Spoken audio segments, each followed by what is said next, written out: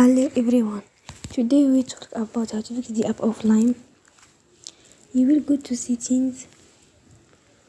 Then we click on apps. After that you will search the app Lime and you will click. Then you will on for stop.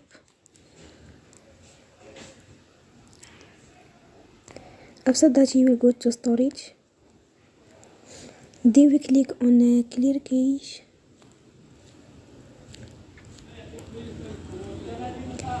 In the end you will turn off your Wi-Fi and you will turn again.